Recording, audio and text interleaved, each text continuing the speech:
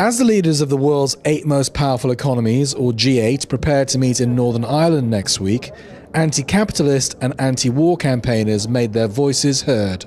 And even though the rain teemed down intermittently, spirits weren't dampened.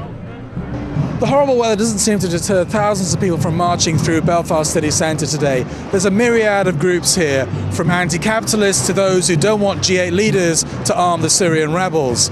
But their message seems to be basically the same. They want G8 leaders to start governing on behalf of the people and not on behalf of the rich and powerful. The march, which was organised by the Irish Congress of Trade Unions, wound its way through Belfast city centre. The atmosphere was jovial, and fears of violence were completely unfounded. Nevertheless, the security presence was heavy. In fact, it was unprecedented even for a part of the world which is known for its sectarian violence. You look at this as a peaceful protest of maybe 5,000 people, and people who have no intention of engaging in any violence whatsoever, and there's literally heavily armed police at about 5-metre intervals all across the city. Hundreds of cars. I mean, it's really quite an incredible show of force. And the purpose is not to deal with this protest. It's to normalise that level of militarisation of police around the north and to intimidate people from coming out to protest. It's really outrageous. The march culminated in speeches by trade union leaders in front of Belfast City Hall.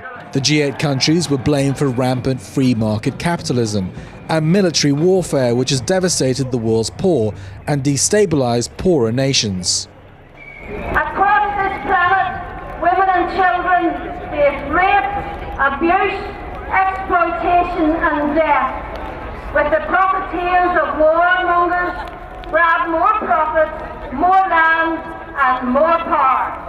The lessons of imperialist intervention is that they may work temporarily in the interests of the West and the interests of oil companies and so on, but they never work in the interests of ordinary people. You look at the mess that's now being created in Libya, you look at the absolute nightmare that exists in Iraq, you look at the nightmare that exists in Afghanistan, and what they're heading towards in terms of intervention in Syria will result in the same situation. And no, the G8 do not listen to us, but we don't need them to listen to us. We need the rest of the people who aren't standing here today to listen to us. Both the north and south of Ireland have been hit hard by recession over the past few years. And the message from today's protest was that there must be an alternative to the cutthroat capitalism which dominates the world today. Roshan Mohammed Salih, Press TV, Belfast, Northern Ireland.